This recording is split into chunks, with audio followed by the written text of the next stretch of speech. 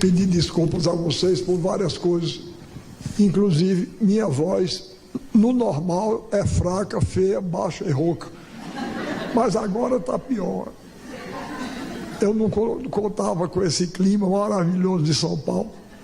Cheguei ontem, de repente, uma queda de 8 a 9 graus. Eu nunca tive tanto frio na vida, eu acho, como ontem. E piorei muito, tanto que eu pedi às pessoas que falaram comigo antes que me poupassem um pouco, para ver se eu conseguia dar minha aula. Recebi com muita alegria o convite de vocês para vir aqui, porque eu me considero um pouco pretensiosamente.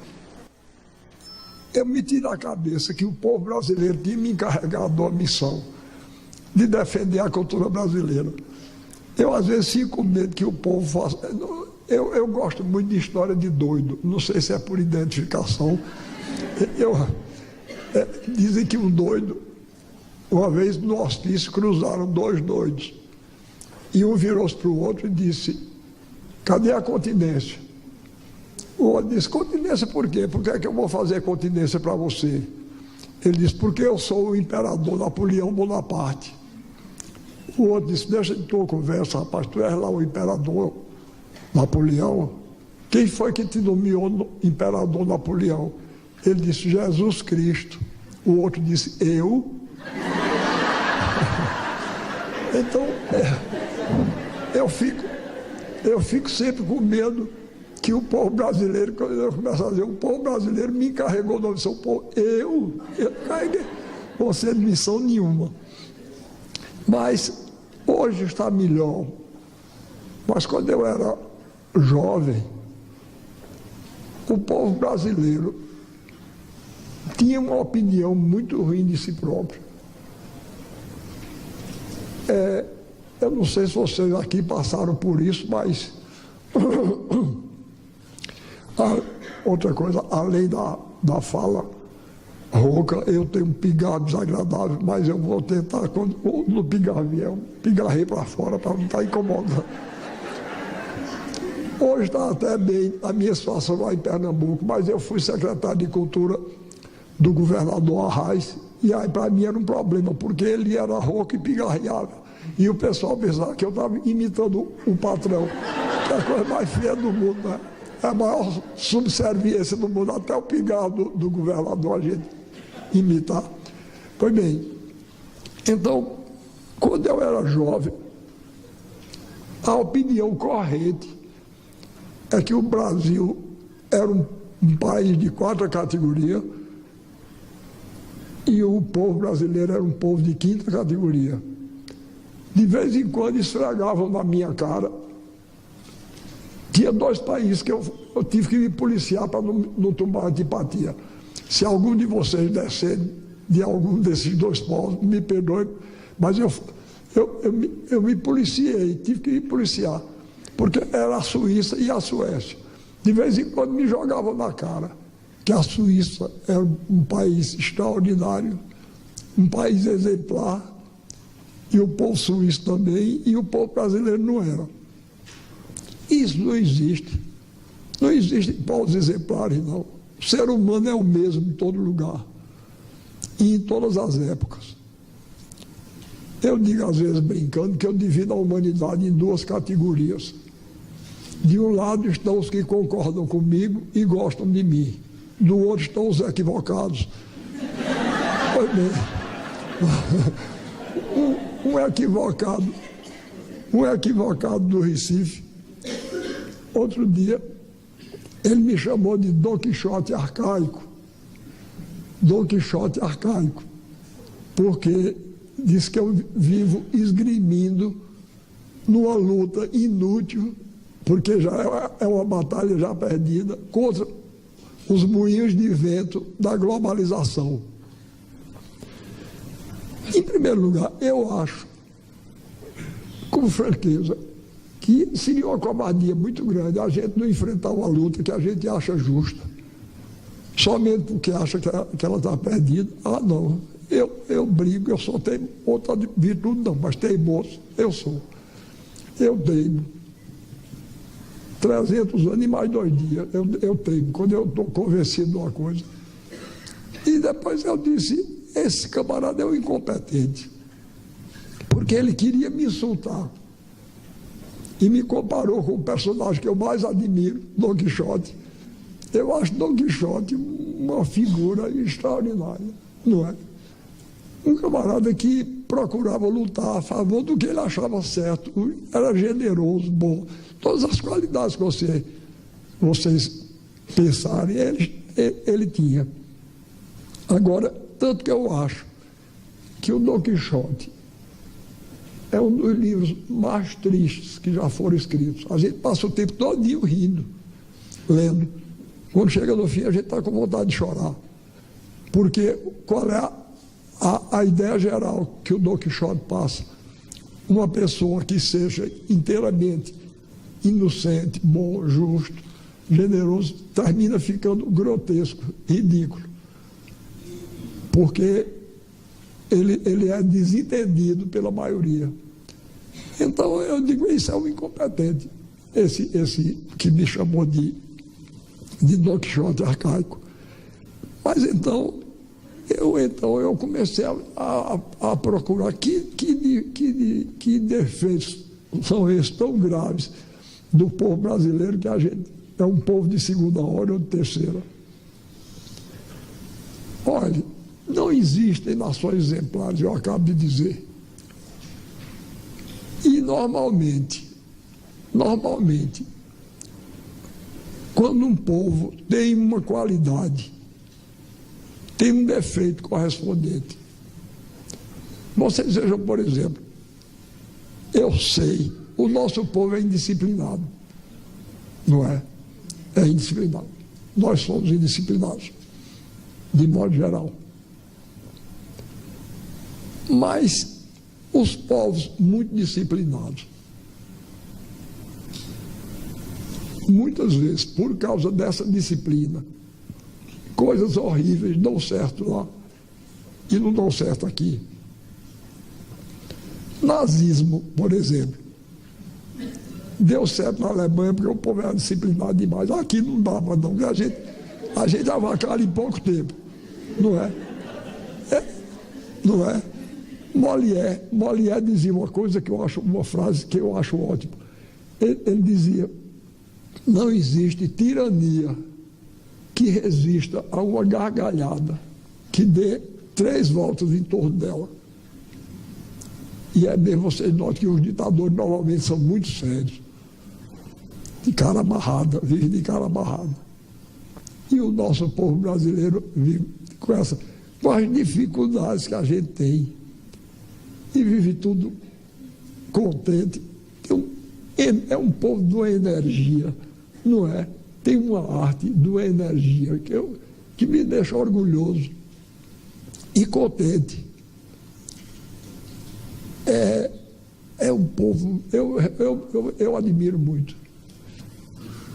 Vocês, não sei se vocês viveram as ditaduras, eu vivi as duas. Estou falando da ditadura de Getúlio Vargas e da ditadura militar.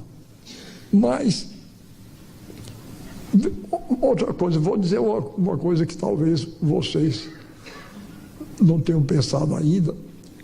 Estou falando da ditadura de Getúlio Vargas, mas eu tenho grande admiração por ele.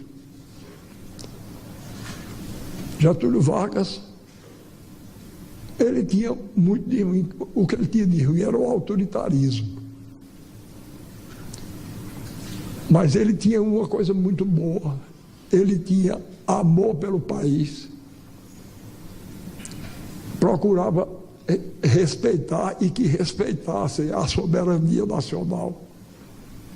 E tinha uma preocupação com os mais pobres. Ainda hoje tem gente que não perdoa ele a legislação trabalhista. Que não existia, não. Não existia nada nessa linha. Na época, ele foi quem criou a legislação trabalhista. Então Getúlio tinha essas, mas do tempo dele eu me lembro de uma história. O povo brasileiro é genial para inventar essas histórias, né? E Getúlio viveu no tempo do nazismo e do fascismo. E havia pessoas que queriam que Getúlio enveredasse por essa linha. E o ministro dele, no tempo se chamava ministro da guerra. Era um general, até meu conterrâneo, porque era nordestino. Ele não era paraibano como eu, mas era alagoano.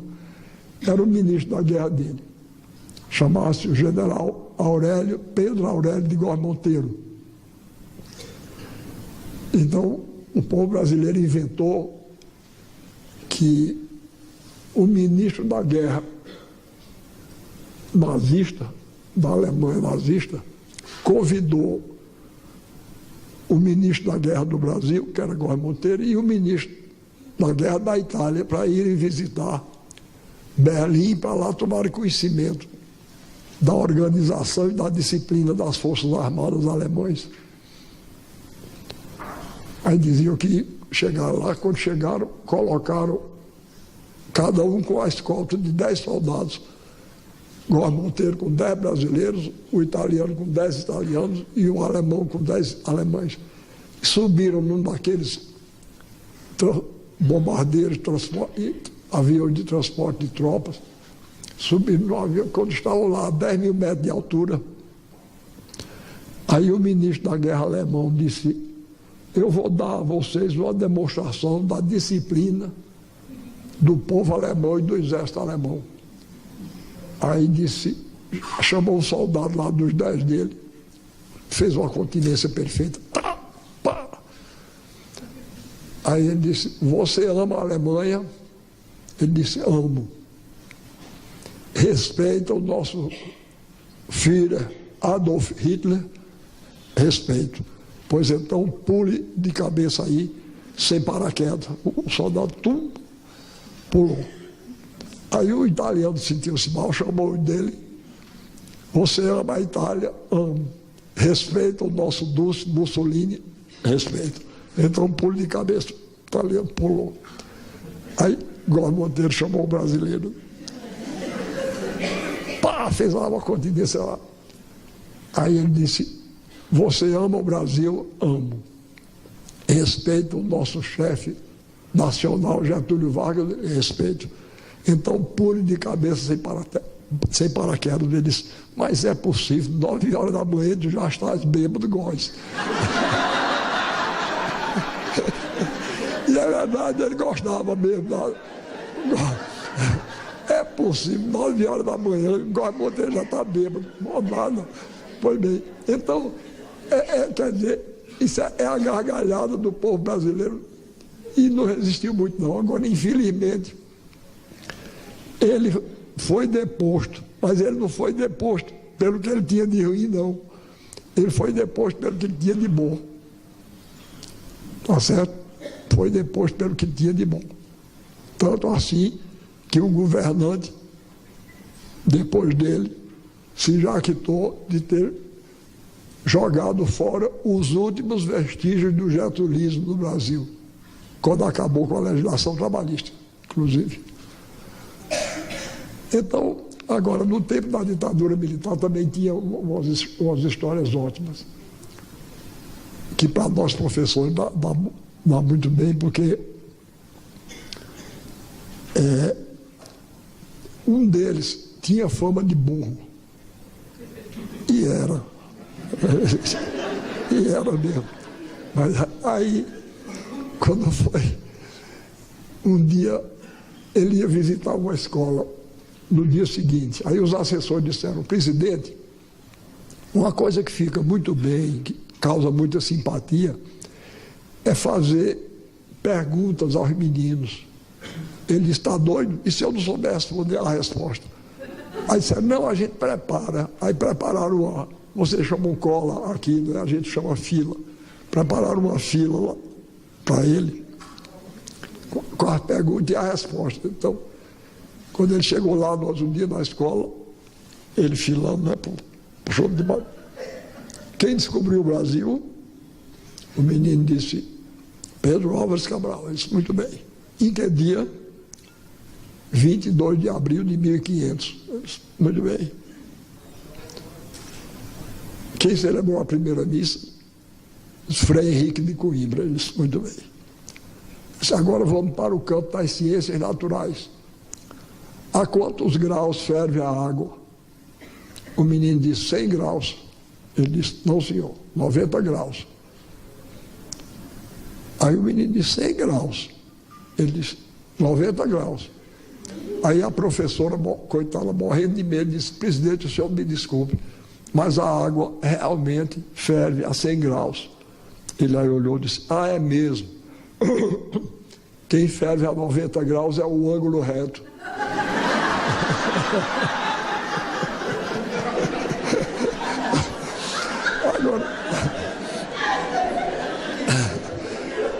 Agora vocês imaginem, olha, o sujeito que inventou uma história dessa é um gênio, não é? É um gênio. Agora, eu fico admirado, porque essas histórias correm o Brasil, da Amazônia ao Rio Grande, e ninguém descobre quem é o gênio, não é? Que inventa essas histórias. Eu acho o povo brasileiro extraordinário para essas coisas. Contavam dele também, outra muito boa. Disseram que ele viajou um dia para a Europa e foi viajar de trem da Espanha para a França. E ele estava no mesmo vagão com Picasso, não é? O grande pintor espanhol, e com Stravinsky, o grande músico russo. Aí eles estavam no vagão, quando foram passar a fronteira da Espanha para a França, todos três estavam sem documentos. Aí foram presos. Aí Picasso disse, olha, não me prendam não, porque eu sou o pintor Picasso. Você não prove. Picasso disse, me deu aí uma folha de papel e uma caneta, né? Ele aí desenhou uma tourada assim rapidamente.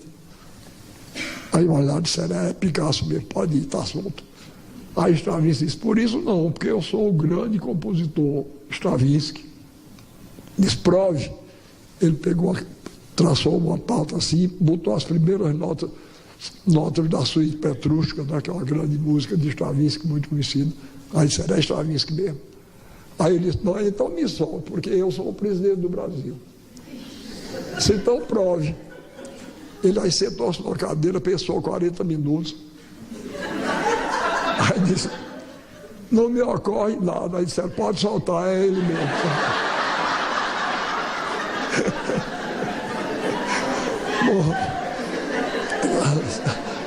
É um povo genial, não é? É extraordinário. Agora, então, eu desde muito menino, desde muito novo, eu me tornei admirador desse povo e admirador do nosso país. Eu acho o nosso país um grande país e acho o nosso povo um grande povo. E digo a vocês com franqueza, o que eu mais admiro no nosso povo é essa unidade na diversidade que a gente tem. É engraçado, eu tenho percorrido o Brasil todo,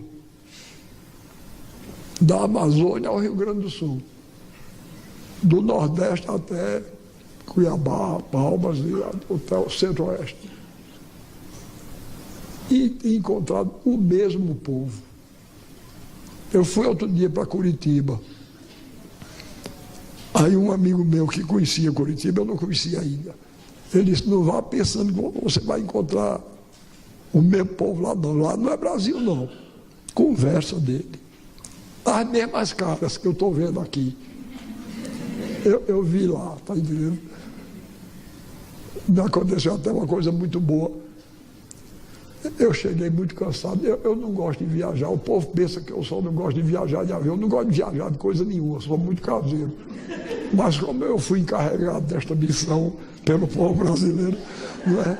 Eu estou me deslocando pelo país todo. E então, quando eu cheguei em Curitiba, cansado do avião, aí uma mocinha muito delicada estava me esperando lá, no aeroporto. Aí ela disse, fez boa viagem, professor. Eu disse, minha filha, você me desculpe, mas viagem de avião, eu não conheço boa, não. Eu só conheço 2 tipos de viagem de avião, as tediosas e as fatais.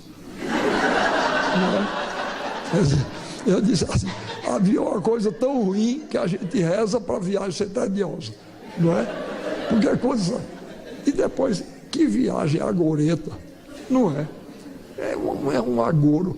Eu não sei se vocês já notaram isso, mas eu, quando me sento, a primeira coisa que eu olho é aquela frase horrorosa, para flutuar, use o assento da poltrona. Mas que agouro? Eu não vim para cá nadar, não. Eu vim para cá voar, não é? Pois bem, uma vez eu fiz uma viagem horrorosa, desci no Rio Grande do Sul, subi para Florianópolis, desci em Florianópolis, Curitiba, São Paulo, Rio. No Rio eu tomava o último avião para ir para Belo Horizonte. Quando eu cheguei, já eram 7h30 da noite, eu saí mais ou menos 1h da tarde, eu saí de Porto Alegre, já eram 7h30, eu cansado, exausto, ouvindo aquele povo com aquele sotaque desagradável que não é de estado nenhum. Eu já fiz uma pesquisa, né? Aquilo é sotaque de aeroporto, não é? E buzinando aquelas coisas no pé do vidro da gente, as mesmas coisas toda vez. E outra coisa, eu gosto muito de teatro, mas aquela pecinha de mímica que representa avião.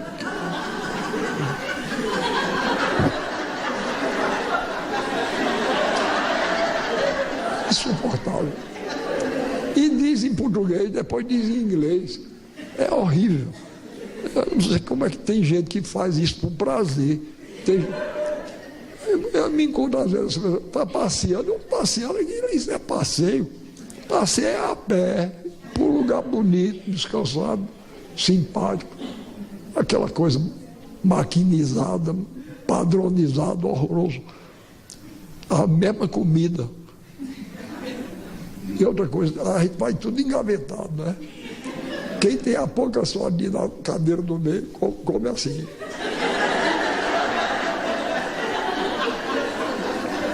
É horrível, eu tenho horror. Aí eu digo, a gente reza para a viagem ser tediosa, né?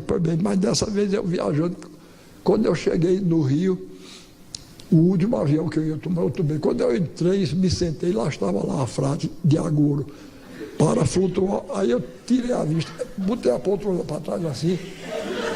Quando eu olhei para cima, sabe o que tinha escrito? Bolsa para sobreviver na selva. Que coisa maravilhosa. É uma coisa maravilhosa. Viagem divertida. Agora, eu tenho um azar para essas coisas. Eu não sei se isso acontece com vocês. Eu não vou na casa de ninguém, convencer ninguém a fazer coisa nenhuma. Mas na minha casa, de vez em quando, baixa uma pessoa para me dizer o que é que eu devo gostar, o que é que eu devo fazer, o que é que eu devo ler. Olha, eu não sei o que é isso não. Que falta de sorte. Uma vez, casa, e disse assim, eu vim hoje aqui lhe dizer um bocado de coisa que você não vai gostar. Eu disse, então não diga. Não custa nada. Você já sabe que eu não vou gostar. Aí ela disse, eu não sei se vocês sabem, mas eu fui professor de filosofia da arte há muito tempo. E uma das coisas que eu mais me encanta, uma das coisas que mais me encantavam e me encanta ainda hoje, é que o povo brasileiro gosta muito de rir. E gosta de fazer rir. Não é? Eu gosto de rir, gosto de fazer rir. Você não sabe como eu fico contente quando eu digo essas besteiras que vocês acham graça. Eu fico contente. Pois bem, então eu sempre fico procurando a essência do cômico. Por que é que determinadas histórias são cômicas e outras não? Por exemplo, tem uma história famosa no Nordeste, eu não sei se aqui em São Paulo vocês conhecem, dos 2 cegos que foram dar um passeio de bote. É dessas histórias maravilhosas que o povo brasileiro inventa. Aí diz que eram 2 cegos. Um era muito forte, mas era cego dos 2 olhos. O outro tinha um olho bom, mas era quase paralítico. Aí um dia um convidou o outro, disse: vamos dar um passeio de bote. O outro disse: está doido, rapaz, a gente desse jeito. Ele disse: não, você que é forte, rema, e eu que tenho um olho, eu vou ali no leme, né? Aí ele: tá certo, então vamos. Aí no domingo saíram no bote, o forte remando, e o que tinha o olho lá. Quando eles já estavam longe da praia, o cego forte deu uma puxada no remo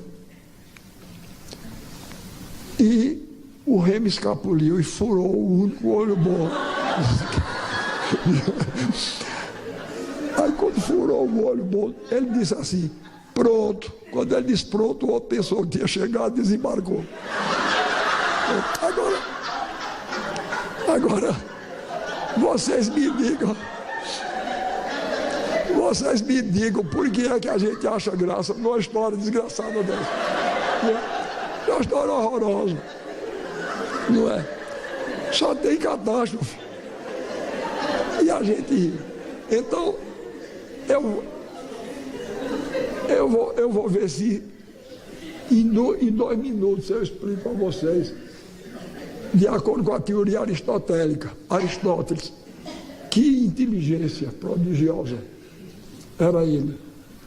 Então, ele definiu o cômico como sendo uma desarmonia de pequenas proporções e sem consequências dolorosas. Para que definição perfeita. Uma desarmonia. O cômico é uma arte do feio, do desarmonioso. Não é? A caricatura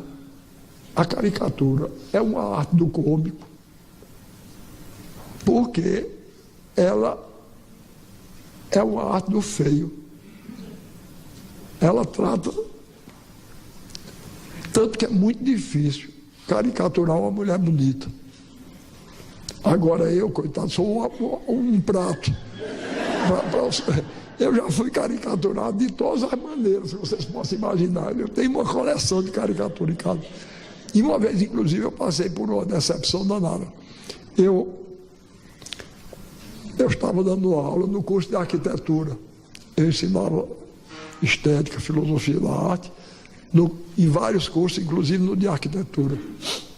Aí um aluno meu, aluno de arquitetura, eu estava dando aula e ele fez uma caricatura minha. E ficou muito boa. Quando terminou a aula, ele me deu. Eu digo: você me dá ela, eu quero, gostei muito. Aí eu levei para casa, cheguei lá e disse: olha, o meu aluno hoje fez essa caricatura minha, veja como está boa. Aí eu tenho uma filha que é carne de pescoço, Isabel. Aí ela pegou assim: papai, isso não é uma caricatura não, é um retrato. Eu tenho cara de caricatura, basta desenhar a fé da caricatura. Vai bem, então, o grande pensador francês, Henri Bergson, que era um pensador do século XX, grande pensador, eu tenho uma admiração enorme por ele. Ele dizia que uma das maneiras de criar o cômico é você tomar, no sentido físico, alguma coisa que é dita do ponto de vista moral, espiritual. Então, eu estou dizendo isso para explicar. Quando a moça, ela disse que ia dizer uma coisa que... A primeira coisa que ela disse foi o seguinte: ela disse: você nasceu no mês de junho, não foi? Eu disse: foi. Ela disse: em que dia? Eu disse: 16. Ela disse: signo de Gêmeos. Você sabe que todo mundo que nasce no signo de Gêmeos tem 2 caras? Me acusando de falsidade. Rapaz, que moça bem educada. Aí eu disse: e você acha que se eu tivesse 2 caras eu usava essa?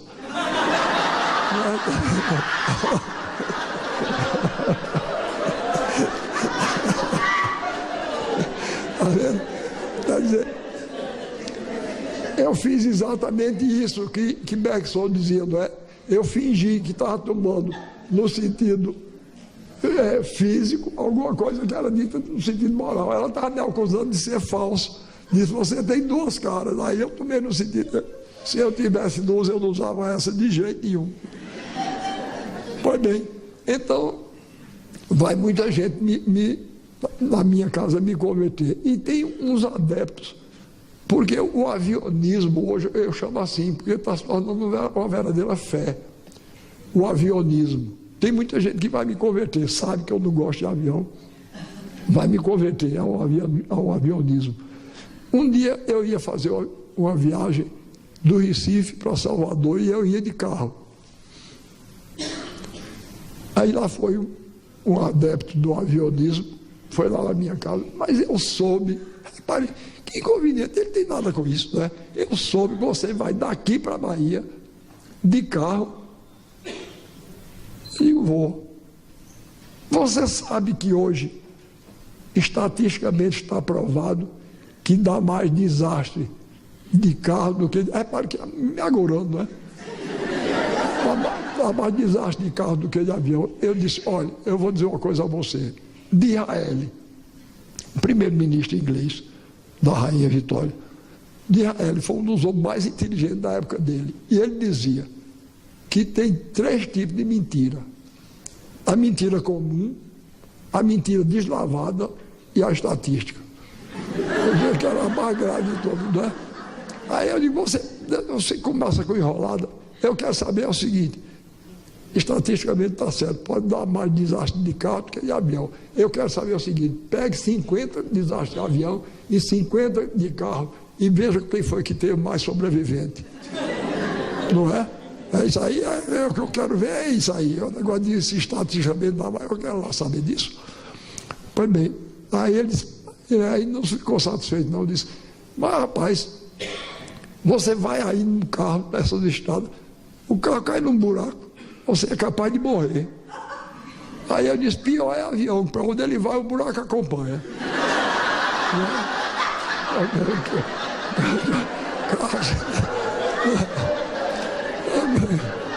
Estou conversando. Pois bem, então, vocês essa altura estão dizendo onde é que esse homem vai chegar. Quando o governador Eduardo Campos me chamou para ser seu secretário de Cultura, eu disse a ele, uma coisa que eu vou repetir, eu tinha 2 encantos na infância.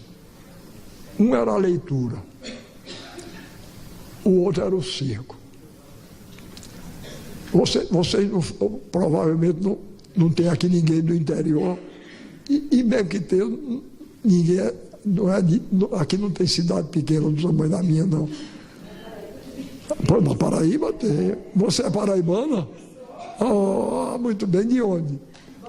Boqueirão, conheço. Dei uma aula lá há pouco tempo. Junto do açude. Não tem um açudão grande, conheço. Pois bem, então, assim que eu me alfabetizei, eu comecei a ler. E eu tenho pena dos jovens de hoje. Eu tenho pena. Às vezes me perguntam o que é que a gente pode fazer para... Eu disse, eu não sei não. O que eu posso dizer é isso, é que eu aprendi a ler, gostei, e ainda hoje, outro dia um jornalista me perguntou se eu tinha o hábito da leitura. O hábito não, eu tenho a paixão da leitura. Eu tenho vício. Hein? Eu tenho vício, que é pior. É um pouco de vício também. Porque eu leio todo dia, isso é negócio de vício mesmo, né?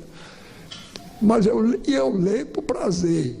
Não leio por dever, não. Eu leio por prazer, porque eu gosto de ler.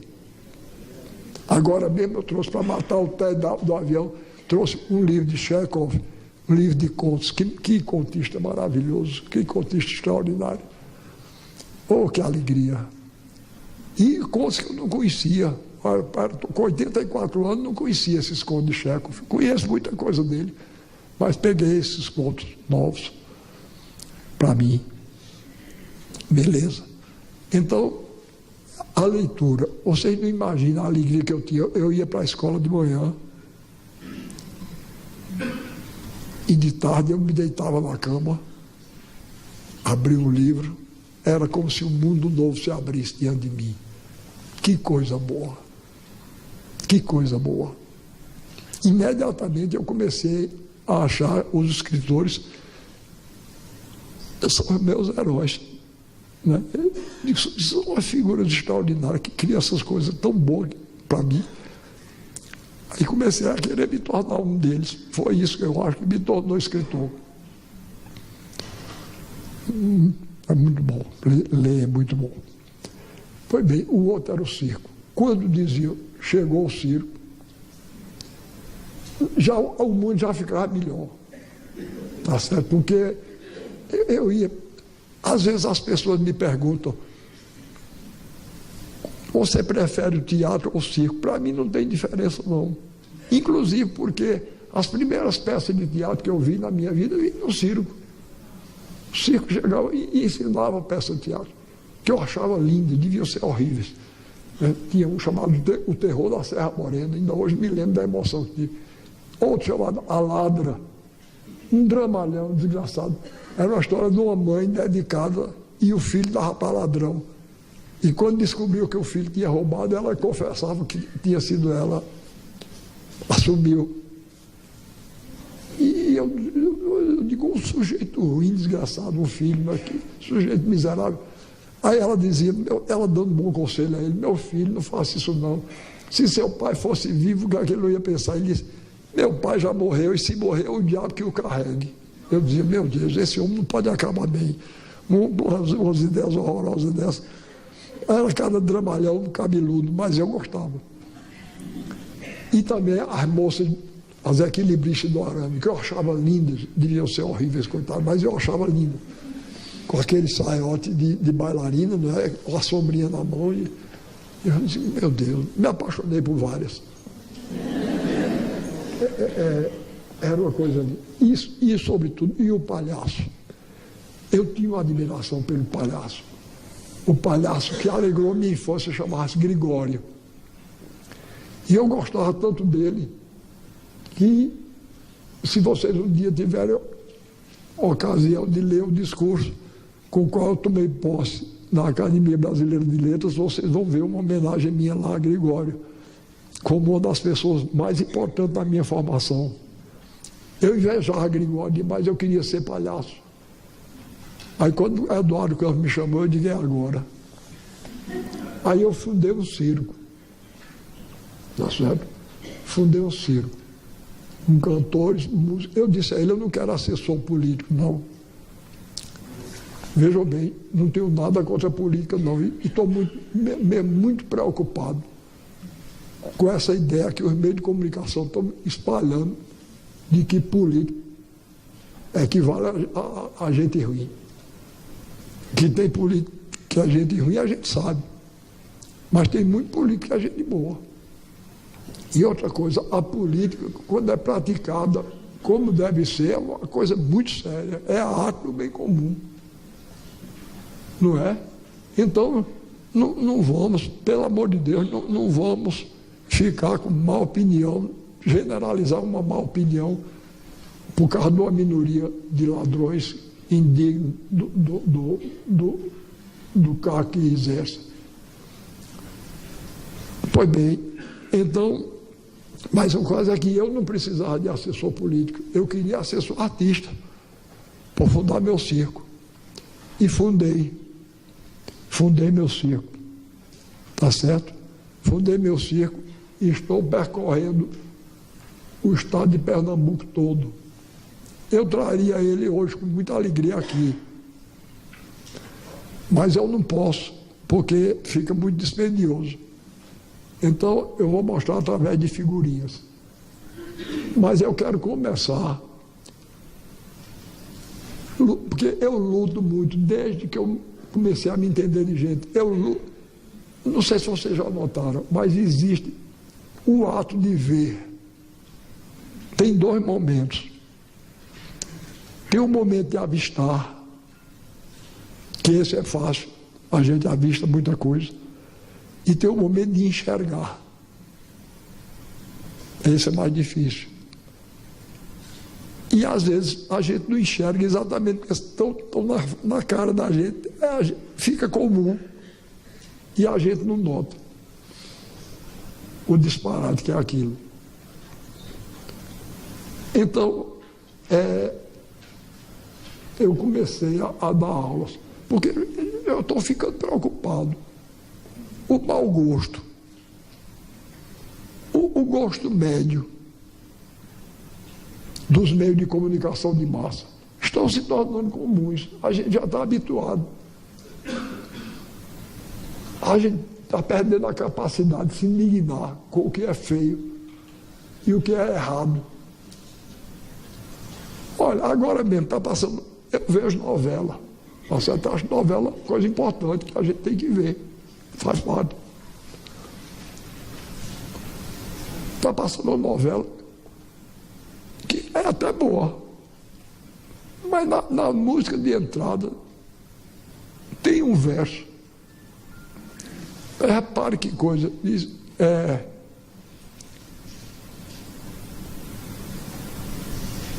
minha pedra é ametista. Essa está certo, olha. Minha pedra é ametista. Minha cor é o amarelo.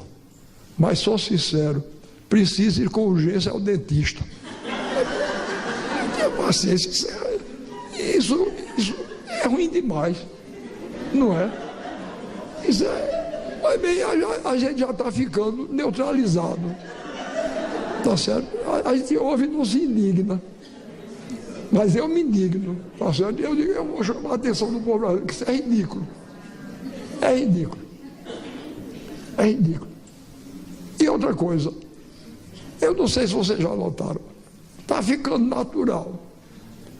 Inclusive, estão chamando os compositores brasileiros que fazem música americana. Dizem que fazem música jovem.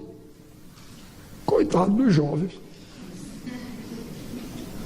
Uma música de péssima qualidade. E o pessoal dizendo que é música jovem. Inclusive, outro dia vieram e vem jogar na minha cara. Diz que eu sou arcaico.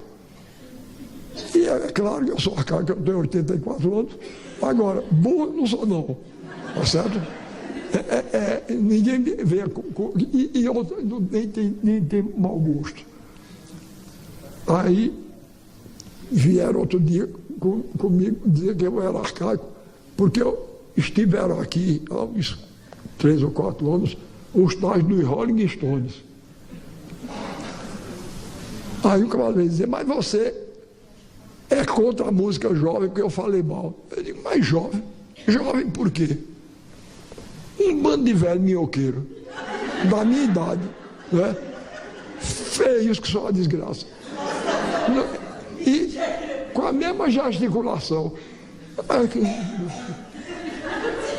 E eu já não aguento mais aquele. Todo mundo, os que tocam guitarra, tocam sempre fazendo assim. Isso não existe não. Isso é uma coisa ridícula. Vocês pegam qualquer banda de rock e comparem com Machado de Assis. Tem muito mais sucesso. Mas se você me perguntar se eu quero ser do grupo do Rolling Stones, eu queria ser Machado de Assis, eu queria ser Machado de Assis. Tá certo? Porque aquele ali, daqui a 2 séculos, ninguém vai nem saber quem são os Rolling Stones. E Machado de Assis vai estar vivo. Euclides da Cunha vai estar vivo. Carlos Drummond de Andrade vai estar vivo. Vila Lobos vai estar vivo. Tá certo? Então, esses são autores de êxitos. Tem muito menos sucesso. Muito menos. Mas eu duvido que nenhum artista verdadeiro procure o sucesso e não o êxito. Duvido muito. Bom, então organizei o meu circo e vocês que são paulistas vão me desculpar algumas coisas, porque às vezes vou falar mal aqui de alguma coisa de São Paulo. Então, a primeira coisa que eu quero mostrar a vocês, Alexandre, eu queria ver o cartaz. Pronto. Isso foi um cartaz de uma exposição feita aqui em São Paulo, no Museu de Arte de São Paulo. Eu estive lá e eu pedi o cartaz de presente. Agora eu fiz uma coisa horrorosa, porque eu pedi para falar mal, mas eu não ia dizer isso, senão não me davam, não é? Aí eles me deram e eu tenho mostrado aí pelo Brasil todinho. Repare, a primeira coisa que eu... Olha, tem arte do Brasil, uma história de 5 séculos. Além de filosofia da arte, eu ensinei muito tempo história da cultura brasileira. Pois bem, houve um tempo que a intelectualidade brasileira dizia que não existia cultura brasileira, não existia arte brasileira. Aí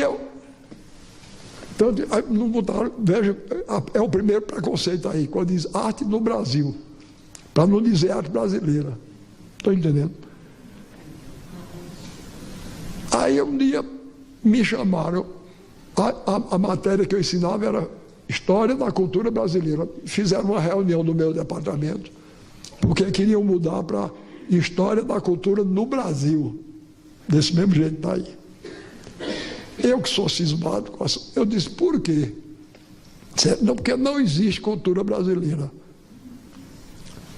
Eu digo, não existe. Por que não existe?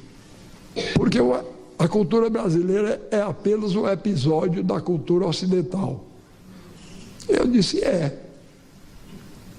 mas isso não significa que ela não exista, não. A cultura francesa também é um episódio da cultura ocidental. E você vai negar que Molière é um grande dramaturgo francês. A obra de Molière só podia ser escrita na França. O Dom Quixote só podia ser escrito na Espanha. Existe cultura espanhola, existe cultura francesa. Por que é que não existe a brasileira? Então, aí eu vou mostrar a vocês, vou dar uma demonstração clara de que existe isso. São episódios da cultura ocidental, todas elas. Mas existem. Tem sua fisionomia própria, peculiar. Então, eu vou botar uma música e eu vou pedir para ver se algum de vocês identifica de que país é essa música. Alexandre, bota aí a música.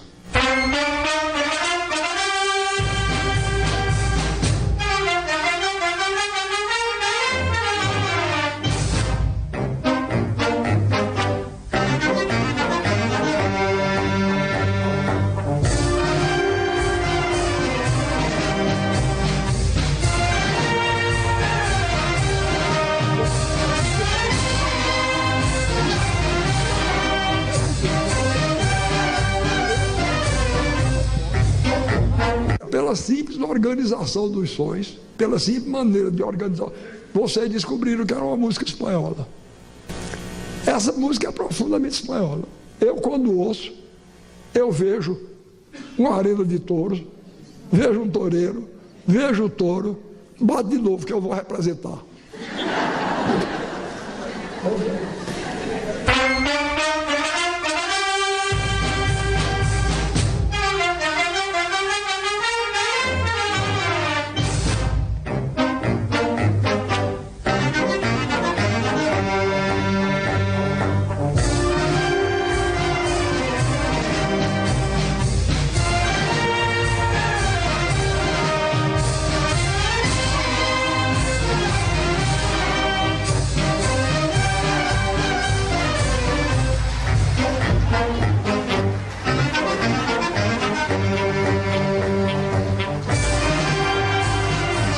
Vocês tenham notado a coragem e a habilidade com que eu toreei esse touro, não é? Bom, então repare, se existe música espanhola, existe uma cultura espanhola, Então existe música brasileira, literatura brasileira e uma cultura brasileira. É evidente. Então isso é um preconceito, eu não posso admitir isso. Isso é um servilismo cultural. Essas pessoas consideram o Brasil inferior à Alemanha, à França, à Inglaterra. E eu não considero, não. A gente tem defeito, tem, claro, mas lá tem também. Eu falei da Suíça ainda agora, se algum de vocês descerem de Suíça, me perdoe.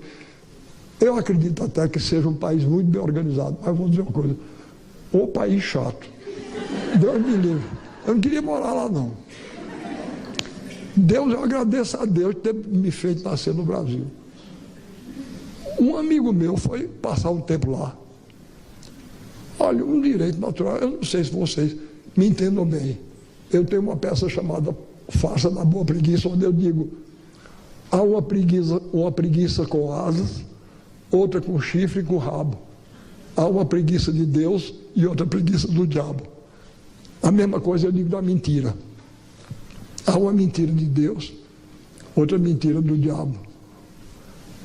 Eu sou do lado da mentira de Deus, que é a criação da imaginação, não é?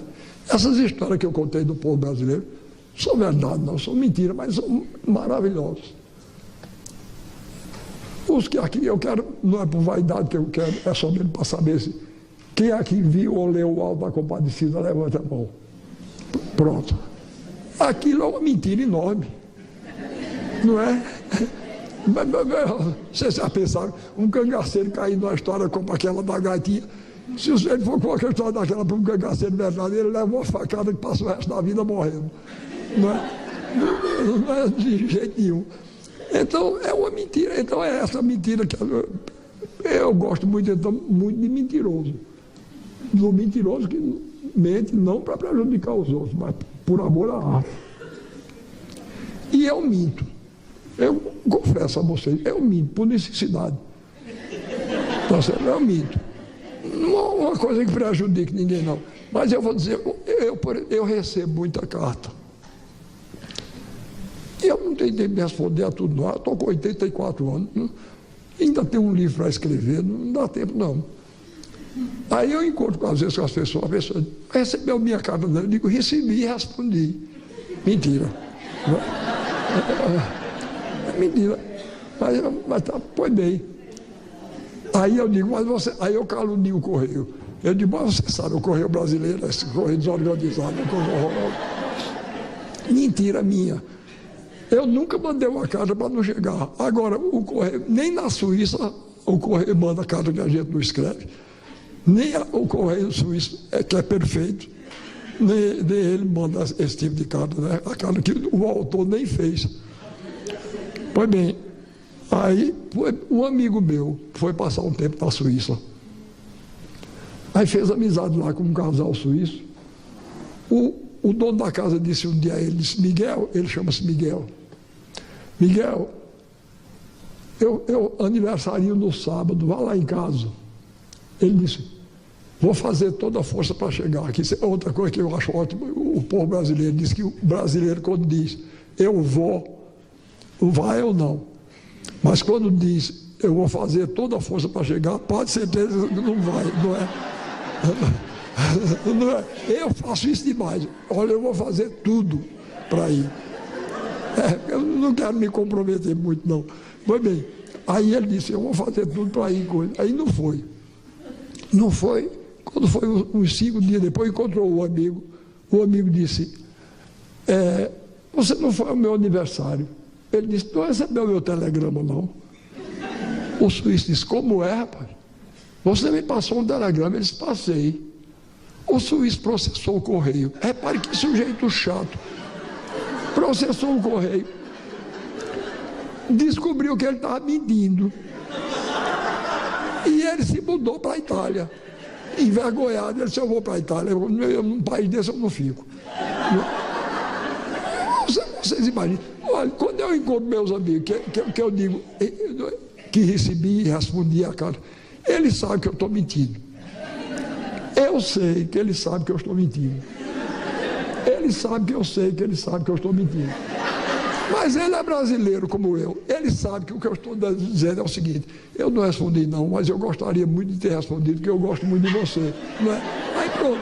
Aí continuamos, mas na Suíça não pode. Num país desse eu não moro, mas não há quem me faça. Eu não vou nem lá. Vou nem lá. Quero nem conhecer. Bom, eu queria ver o cartaz de novo. Uma história de 5 séculos. O que é que isso significa? Significa que a arte no Brasil só começa quando os portugueses chegam.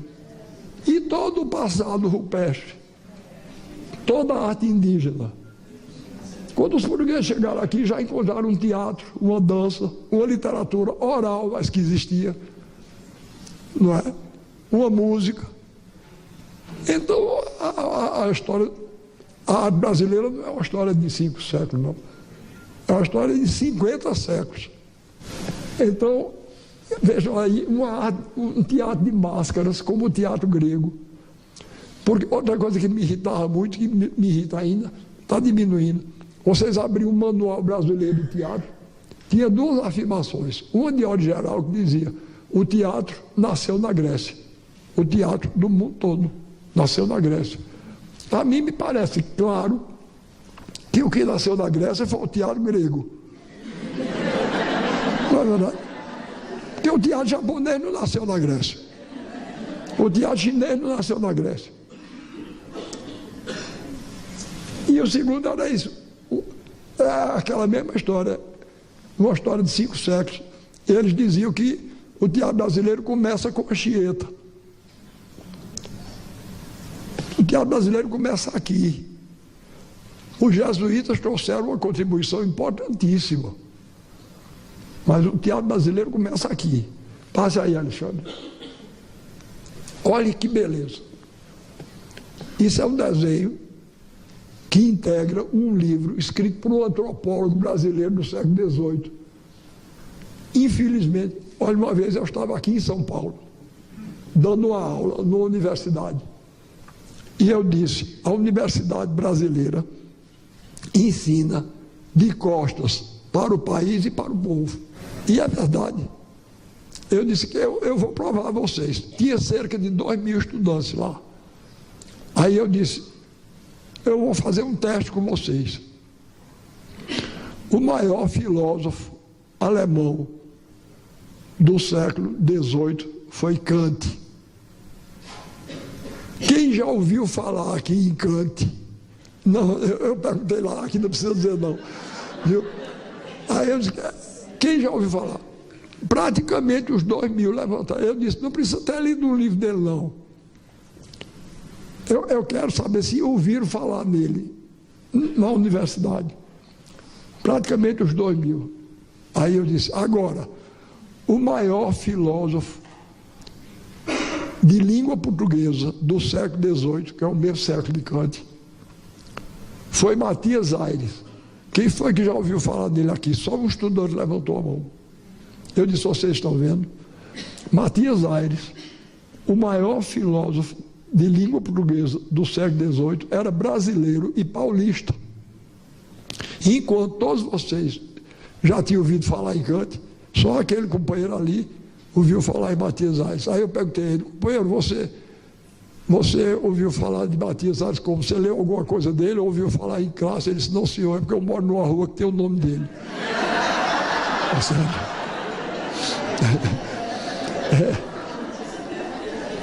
A gente ri, mas isso é uma história triste, não é?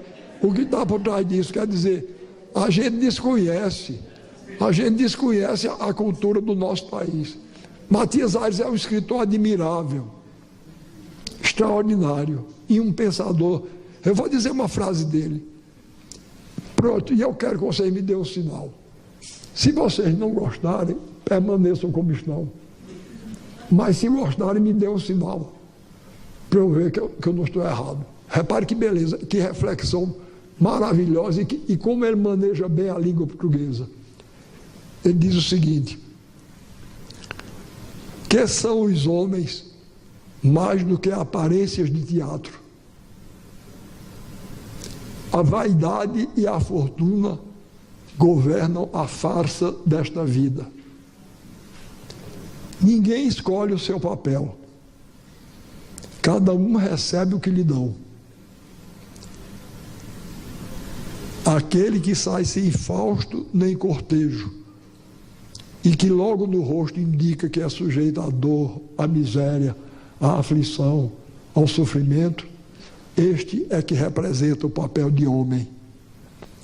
A morte, que está de sentinela, numa das mãos guarda o relógio do tempo, na outra a foice fatal, e com esta, de um só golpe certeiro e inevitável, fecha a cortina, dá fim à tragédia e desaparece. Não é uma beleza?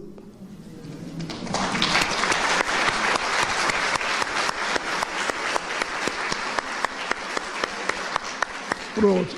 E é esse homem que a gente desconhece. Vocês não têm culpa, não. É na nossa formação. Pois bem, esse mesmo, eu acho que todo mundo já ouviu falar nas viagens de Humboldt pelo Brasil e pela América do Sul. Mas esse aí, um grande brasileiro, Alexandre Rodrigues Ferreira, ninguém fala dele. Nem nas nossas escolas, nem nos colégios, nem na universidade. E, no entanto, fez esse livro, é uma beleza. O livro dele chama-se A Viagem Filosófica, até o nome é bonito, A Viagem Filosófica. E ele levou artistas com ele e documentou esses dois personagens do teatro indígena. Vejam que beleza, inclusive com as roupas. É aquilo que eu digo, eu não gosto de teatro realista, não. Eu gosto que os personagens de teatro se vistam como personagens. Olha aí, repare que beleza de roupas. Se você recortar aquela roupa ali, você recortar, é pintado em palha. Se vocês pegarem aquilo, botarem no moldura, fica um belo quadro abstrato. Não é? Mondrian ou Volpe gostariam muito. Às vezes as pessoas que não têm uma convivência muito diária com a arte dizem a mim, eu não gosto de pintura abstrata porque eu não entendo. Eu digo que eu me admirava se você entendesse. Porque a pintura abstrata não quer dizer nada, não é? O que aquela roupa quer dizer? Não quer dizer nada. São duas rodas pretas, um vermelho dentro, né? Sobre um amarelo belíssimo, e a combinação ficou bonita. Mas não quer dizer nada, não, é evidente. Passa, Alexandre. De propósito, vejam bem, eu tenho um amigo aqui de São Paulo, e eu estou a cavaleiro para dizer o que vou dizer, porque ele escreveu um belo artigo. Eu dei uma aula uma vez aqui em São Paulo, e ele escreveu um belo artigo sobre a aula, ele estava presente, e ele aí disse que eu tinha falado na menos brasileira das cidades. Eu disse a ele, não seja injusto com sua terra. O São Paulo que você frequenta talvez queira ser uma versão de segunda ordem de Chicago ou de Nova York, mas você deu um mergulho no São Paulo profundo e verdadeiro, que você vai encontrar uma cidade tão brasileira quanto o Recife ou Salvador ou o Rio. E olha aí, isso aí é um espetáculo paulista, essa fotografia de lá. Eu botei de propósito que é um teatro de máscaras, como o teatro indígena, está vendo? Mostrando a herança indígena na nossa cultura. E é um teatro de mitos, personagens, tipos. Passa, Alexandre.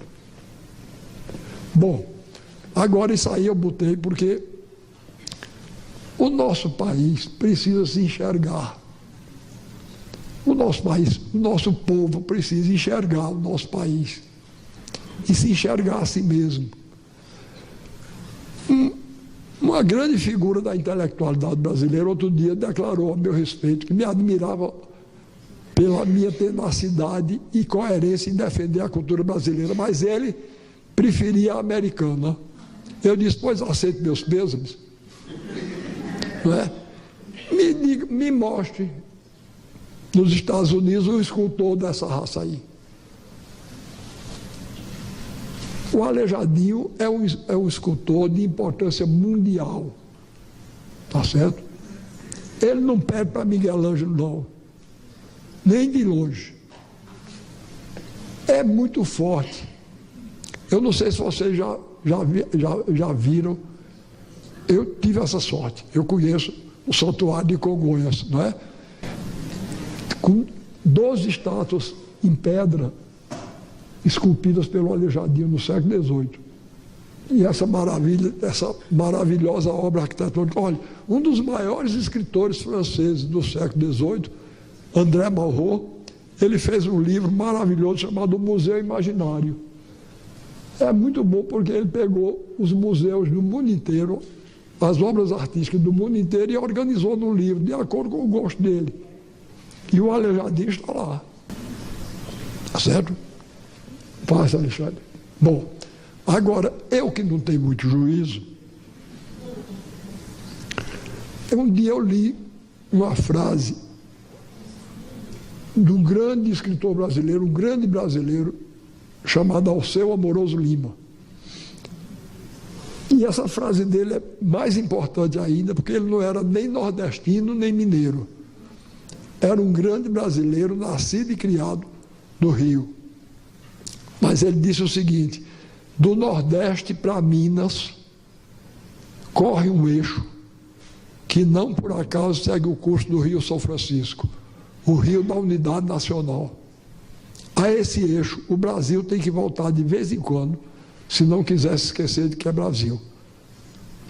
Pois bem, aqui no Jornal de São Paulo, eu escrevi um artigo, já faz uns 6 anos ou 7, onde eu dizia que já que ele, que era carioca, teve a grandeza de dizer isso, nós, mineiros e nordestinos, temos a obrigação de lembrar que o eixo não se esgota aí não. Ele se prolonga para o norte até a Amazônia e para o sul até o Rio Grande. E mais, é um eixo cruzado, porque ele pega do Nordeste ao Centro-Oeste também. Então, o Brasil, se não quiser se esquecer de que é Brasil, tem que pensar nesse eixo, sempre. Aí, mas como ele tinha dito isso, e eu comecei, quando eu li essa frase, eu comecei a pensar qual é a expressão plástica da ponta mineira do eixo. Aí eu disse, é o Santuário de Congonhas, em Minas. É como se o Aleijadinho tivesse plantado aquele marco. Aí eu disse, eu vou fazer uma aqui, já que o governador teve a loucura de me chamar para ser secretário dele, e estou aprontando.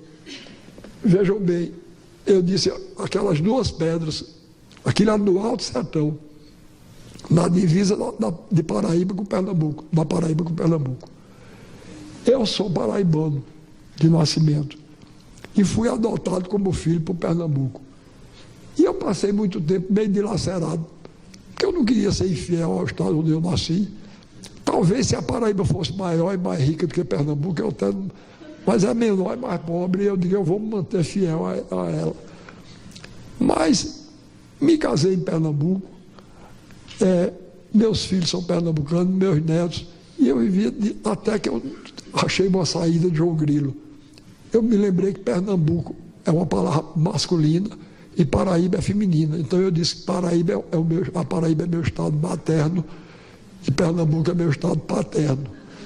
Pois bem, aí veja, eu encontrei essas 2 pedras. Elas são na divisa. Elas são um marco de divisa entre a Paraíba e Pernambuco, lá no Alto Sertão. A pedra de cá é Pernambuco, a de lá é Paraíba. Aí eu disse, eu vou fazer um marco, um santuário, em homenagem ao Aleijadinho. O nome é Ilumiar a Pedra do Reino, porque o nome dessa pedra é Pedra do Reino. Aí eu botei Ilumiar a Pedra do Reino. O nome Ilumiar eu inventei. Ser escritor é muito melhor do que ser cientista, porque quando não existe uma coisa, eu invento. Tá certo? Eu gosto muito desse nome, Ilumiara. É bonito, não é? Primeiro tem a ideia de iluminar, iluminura, luz. Iara, quer dizer altar, como vocês sabem, né? As aras de pedra, eu me lembrei desses gigantescos altares de pedra que os povos contemporâneos do Velho Testamento erguiam, né? Em homenagem às suas divindades.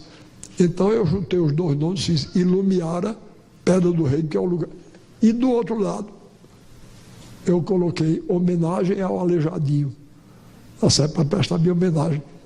Quer dizer, essas esculturas do século XX e XXI,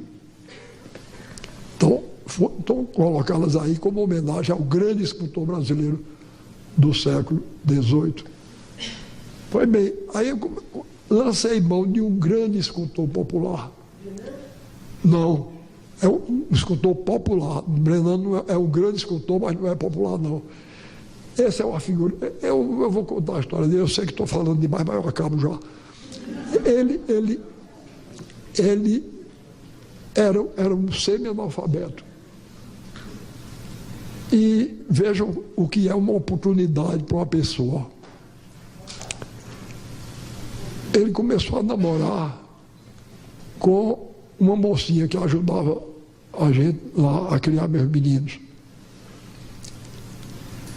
Aí quando foi um dia, ela chegou junto de mim e disse: Arnaldo, o nome dele é Arnaldo Barbosa, Arnaldo está fazendo talha e mandou essa aqui para o senhor ver.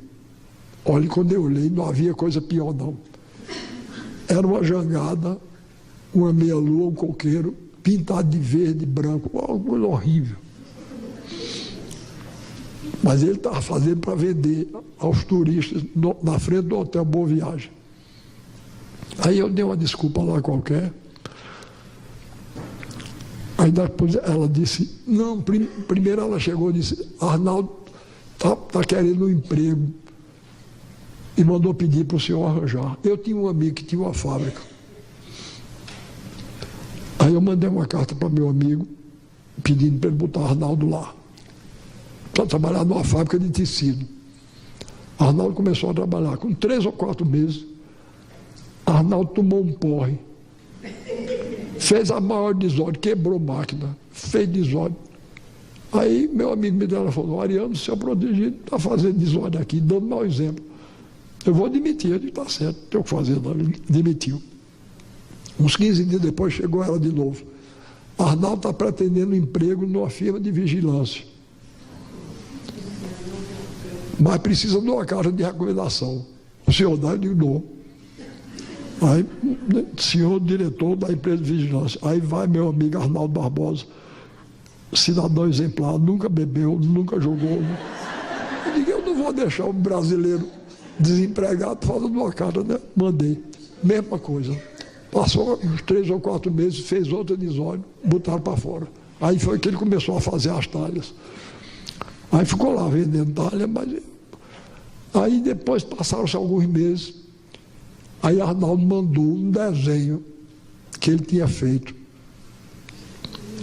para eu ver.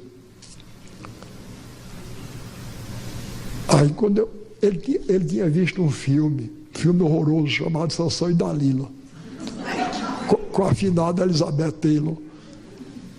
Aí ele se impressionou com a figura do Sansão e fez um desenho de Sansão. Não podia ser pior, não. O sujeito, o bíceps vinha aqui, a cintura fina, bota, só faltava o S aqui para ser um super-homem. Eu nunca vi um corpo. E junto do Sansão, um leão horroroso. Mas do outro lado, para equilibrar o leão, ele fez um bicho que não existe. Vejam como a mentira é necessária à arte. Uma onça com asas. Aí eu mandei chamá-lo. Aí eu disse, olha, Arnaldo, esse Sansão, isso é péssimo. Não vale nada. Isso não é você, não tem nada a ver com você, não tem nada com o Canhotinho, que é a terra dele lá. Esse leão é horroroso, o Sansão é horroroso. Mas esse bicho aqui é muito interessante. Por que você não faz talha desse jeito, faz aquelas porcarias? Ele disse, se eu fizer isso, eu não vendo. Aí eu disse, quanto é que você ganha vendendo essas talhas. Eles ganham mais ou menos uns 300 cruzeiros por mês, era no tempo do cruzeiro. Aí eu disse, pois, nesse tempo eu era diretor do Departamento de Extensão Cultural da Universidade Federal de Pernambuco. Eu digo, pois a universidade vai contratar você para fazer talha desse jeito aqui, que você gosta e acha, e inventou. E você incorpora, cada obra que você fizer, incorpora ao patrimônio da universidade, a gente estava organizando um museuzinho lá, e eu lhe dou 300 cruzeiros por mês. Pronto. Aí ele começou a fazer talha.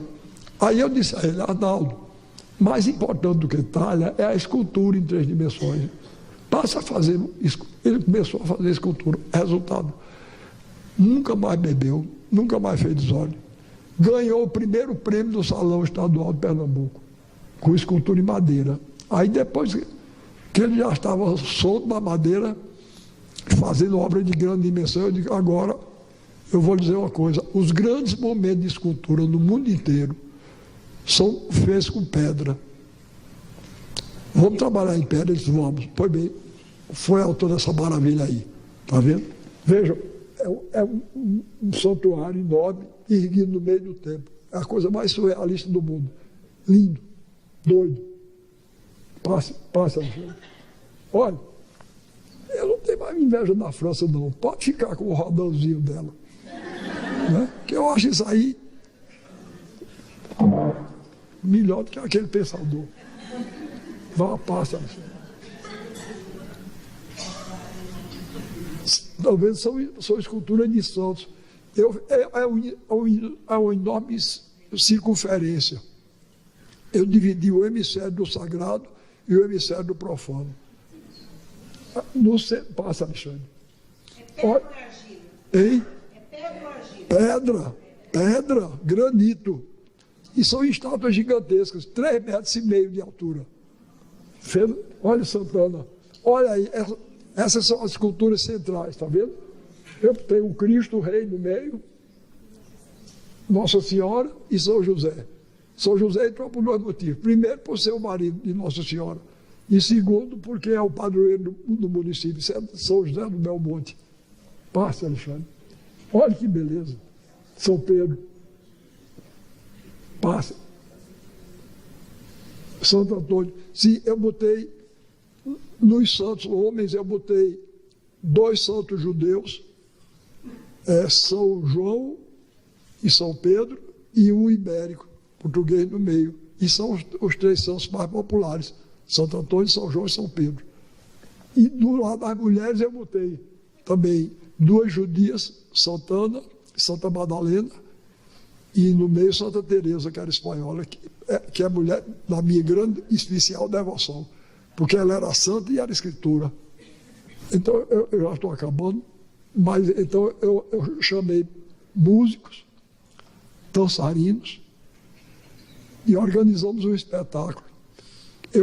O nosso circo chama Circo da Onça Malhada. Tem uma enorme onça pintada no cenário, porque eu acho a onça o animal mais brasileiro, mais bonito da fauna brasileira. E eu chamei onça malhada, porque nós somos um povo malhado, né? Nós temos descendentes de suíço, de italiano, de alemão, de japonês, de português, de negro. É uma maravilha, é uma maravilha. Então eu vou mostrar só, para terminar, 3 números do nosso circo. Eu peguei um grande compositor, infelizmente desprestigiado por todos os meios de comunicação, mas eu vou dizer uma coisa a vocês. Esse músico está substituindo Vila Lobos, no lugar que Vila Lobos deixou vago. É de primeiríssima hora, ele chama-se Antônio Madureira. Então, vocês vejam, ele fez uma primeira música em homenagem à cultura indígena, porque é a primeira vertente da nossa cultura. Então chama-se Toré. Eu não admito entrar lá nenhum desses instrumentos desagradáveis que se toca assim. Tá certo? A composição é um quinteto, é composto por violão, flauta, percussão, violino e violoncelo. E vocês vão ouvir uma música delicada, forte, e dançado por dançarinos que eu recrutei nos grupos populares. Outra coisa, eu fiz questão de botar negro, branco, mulato de toda cor, para ficar um retrato do povo brasileiro. Então, do mesmo jeito que Madureira olhou para a música do povo brasileiro, para fazer a música dele, a bailarina, a coreógrafa, olhou para os passos de dança do povo brasileiro. Porque foi outro desgosto que eu tive com São Paulo. Uma vez eu cheguei aqui, abri o jornal, estava o retrato de um grupo de jovens que se propunham a renovar a dança brasileira. Sabe como era o nome do grupo? Street Dance. Para renovar a dança brasileira. Olha, está uma coisa demais. Até nos nomes. Eu não aguento mais, não. Estão considerando os nomes brasileiros nome de segunda classe. Se algum de vocês tem nome estranho, não me perdoe. A culpa não é de vocês, não é nem do pai. Isso é uma lavagem cerebral que a gente sofre desde menino. E que eu acho que a minha missão é chamar a atenção para isso. Outro dia eu cheguei na Universidade Federal de Pernambuco, dei uma aula, os jovens fizeram uma filazinha assim, para pedir autógrafo. Aí chegou uma moça junto de mim, eu disse, como é seu nome, minha filha? Ela disse, Ruedja. Eu disse, como é que se escreve? Ela disse, W-H-E-Y-D-J-A, Ruedja. Pois não, para Ruedja. Atrás de Ruedja tinha outro. Eu disse, como é que você se chama, minha filha? Ela disse, Ruemita. Eu disse, e como é que se escreve? Ela disse, W-H-E-M-Y-T-T-A. Aí eu disse, você é irmã de Ruedja? Ela disse, como foi que você adivinhou? Agora, o melhor de... Olha, você imagina se era difícil eu adivinhar uma coisa dessa. O melhor de tudo foi que atrás tinha um rapaz que parece que ouviu minha conversa com as duas e deve ter pensado, esse homem é analfabeto. Porque quando chegou a hora dele, eu disse, como é seu nome? Ele disse, Hugo, H-U-G-O.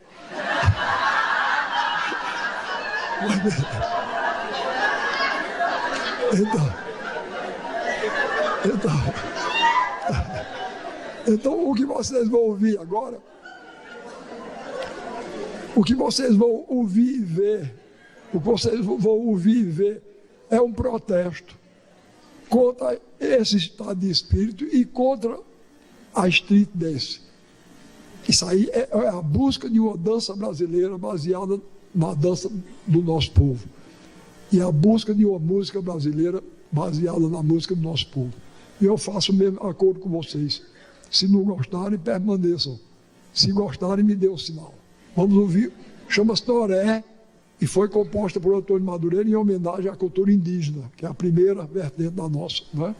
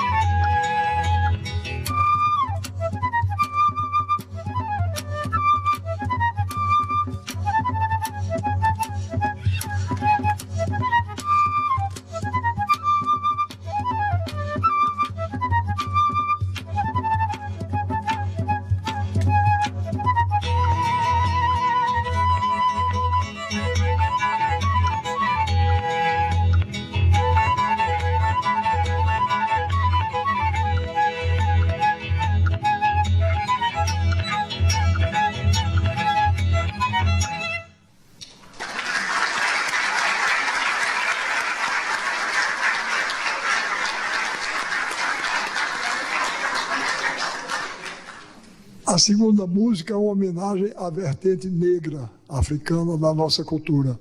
Chama-se Estrela Brilhante e é um maracatu.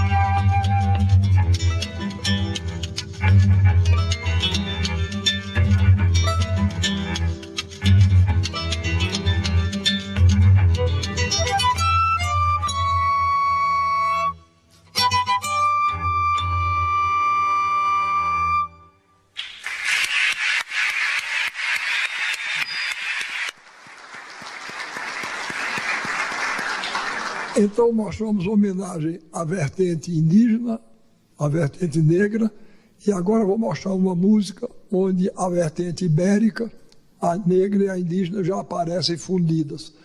Essa música, esse tipo de música foi desenvolvido nos grandes centros urbanos brasileiros, Recife, Salvador, Rio, etc.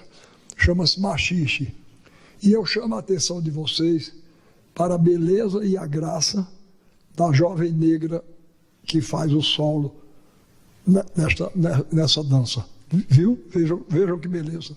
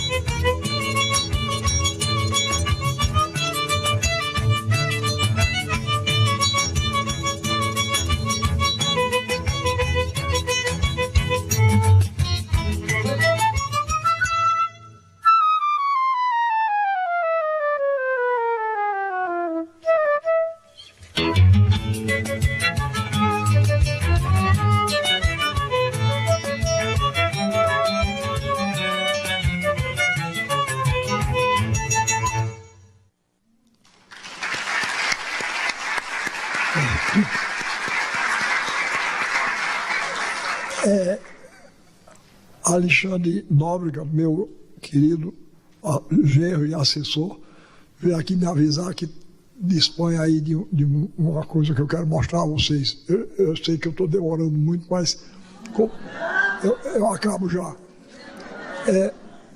Eu falei a vocês que de vez em quando me visitam pessoas para me converter, me visitam pessoas para me converter a determinadas coisas.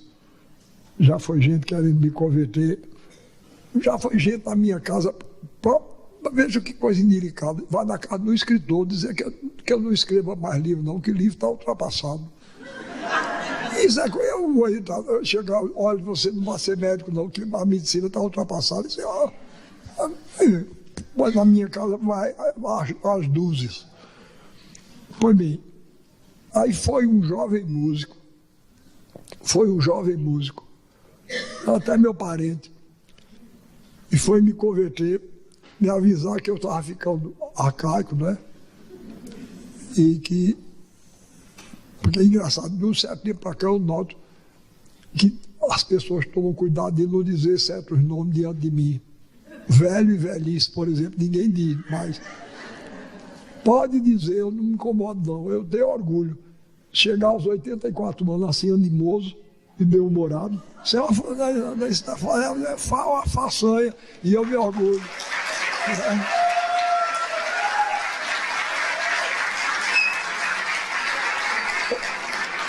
Outro dia um médico, meu amigo, mandou um recado para mim que queria ir lá em casa para me dar uma dieta para prolongar a vida. Aí eu disse, com quantos anos ele está? Ele disse 53. Eu disse, quando ele tiver 84, ele vai vir falar comigo que eu vou dar a minha a ele. Ele não mostrar a minha. Pois bem, aí esse rapaz foi preocupado, falando com um sotaque esquisito. Ele disse, bicho, eu vim para cá, bicho, porque tu estás ficando ultrapassado. Bicho, tu fica falando aí do rock, eu pronuncio as palavras como eu vejo escrito, tá entendendo?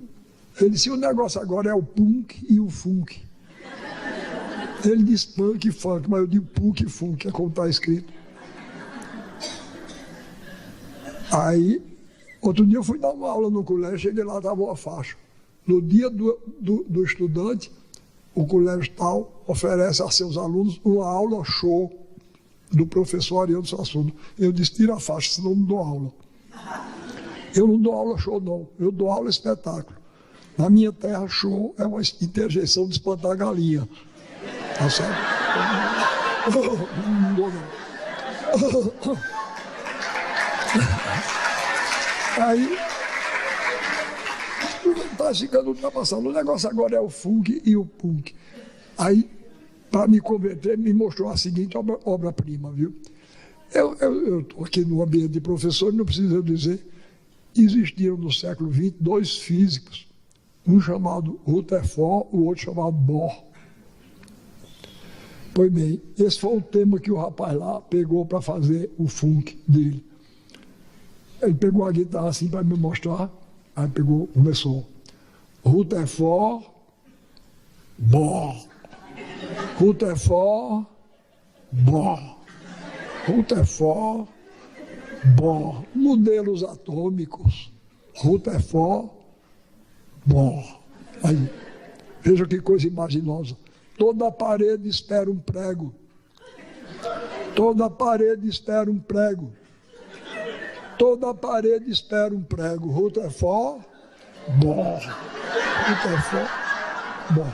Agora, vejam a novidade da segunda estrofe. Viu?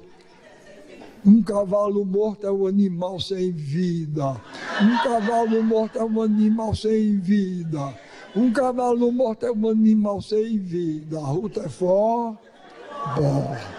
Rutherford, bom. Modelos atômicos. Em redor do buraco tudo é beira. Em redor do buraco tudo é beira. Em redor do buraco tudo é beira. Rutherford, bom. Aí, agora, o melhor que eu achei foi porque existe uma profissão estranha aí, agora chamada DJ, não é? Pois bem, dois DJs, um dos quais atende pelo nome de Jacaré Banguela. Eu dei uma aula, fui até aqui em São Paulo, e eu contei essa história e cantei essa música. Aliás, faltou a primeira estrofe, eu me esqueci no momento. Aí eles fizeram. Agora, quando fazem uma crítica a mim engraçada, aí eu gosto, tá certo? E eles me pegaram e me botaram para participar. Aí botaram num tal de YouTube que tem aí na televisão. Pois olhem lá, o funk de Suassuna. Tem lá. O funk de Suassuna já está com não sei quantas inserções. Eu estou até pensando em deixar esse negócio de escritor para me tornar um cantor funk. Porque as edições do meu livro não chegam nem a um décimo dos acessos lá. Então, me diz Alexandre que tem aí, eu vou mostrar a vocês. Porque esse eu achei graça, porque é interessante. Vejam lá. Mas outro dia, foi da minha casa me converter um jovem. Eu não me lembro se era Punch ou Fund. Ou era Punch ou era Fund. Um desses dois. Aí ele foi da minha casa me convencer. Ele disse, você fica falando mal do rock, mas olha, você precisa se ligar, rapaz.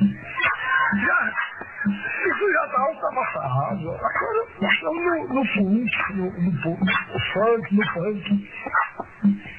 Aí ele resolveu cantar para mim, para me convencer. Vejam que beleza. Rutherford,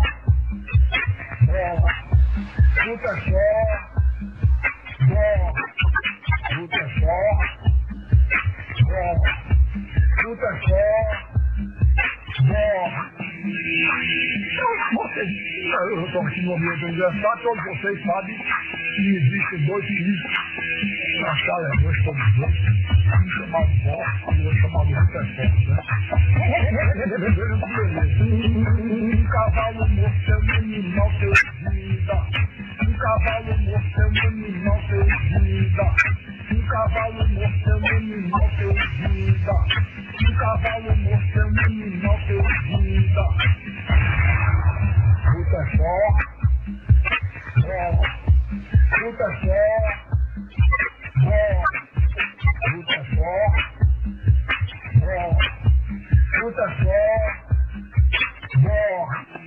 em redor do buraco tudo na beira. Em redor do buraco tudo na beira. Em redor do buraco tudo na beira. Em redor do buraco tudo na beira. Em redor do buraco tudo na beira. Rutherford. Bom, aqui é tudo, hein?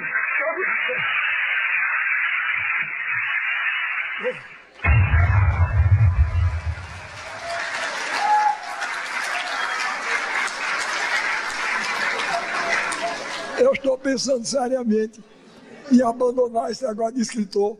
Vou seguir uma carreira de cantor funk nessa idade. Bom, então o meu assunto é esse. Desculpe, eu sei que falei demais, mas é porque eu me apaixono pelo que falo, pelo que digo. Então eu quero que fique com vocês porque às vezes me apresentam como sendo inimigo das culturas estrangeiras. Eu seria até um ingrato. Isso não existe, não. Eu seria até um ingrato, porque eu devo muito a Molière, que era francês. Devo muito a Gogol, Tolstói e Dostoiévski, que eram russos. Devo muito a Cervantes e Calderón de la Barca, que eram espanhóis. E eu não tenho contra cultura de nenhum lugar do mundo. Eu tenho nada contra a cultura. Pensam que eu sou inimigo da cultura americana. Não. Melville eu gosto muito, o autor de Moby Dick. Agora, querer que por causa de Melville eu aceite Lady Gaga, aí não dá. Aí não dá, não. Tá certo? Aí os próprios americanos que têm o juízo, se é que tem algum, eles não gostam não daquilo. Porque eu vou dizer uma coisa, aquela mulher é imbecil. Porque se ela se chamasse, se o pai dela tivesse botado o nome dela de Lady Gaga, eu ainda perdoava. Mas não, foi ela. Ela se chama de outro jeito. Ou uma mulher que se senta numa mesa. Eu vou escolher um nome artístico para mim. O que é que eu escolho? Lady Gaga. Essa mulher é idiota. Aqui, na Suécia, na Suíça, em qualquer lugar do mundo. Tá certo? Ela ganha os ela está lá se ligando. Ela não sabe nem quem sou eu. Era o que faltava Lady Gaga. Ah, meu Deus, sua Sona não gosta de mim. Ela não sabe nem quem sou eu. Mas eu não tenho poder político, tenho poder econômico, mas eu tenho uma língua afiada da peste. E as pessoas como Lady Gaga e outros vão ouvir desaforo meu. Eu não digo até eu morrer, não, que eu não pretendo morrer. Mas elas vão, até eles morrerem, vão ouvir desaforo meu, até eu, mesmo que não ouça. Então, eu não tenho contra nenhuma cultura, hostilidade nenhuma. Eu procuro valorizar a nossa. Porque, então, a nossa sendo forte, qualquer coisa que nos venha de fora, em vez de ser uma influência que nos esmaga, que nos corrompe, que nos descaracteriza, passa a ser uma contribuição que nos enriquece. Muito obrigado pela atenção com que me ouviram.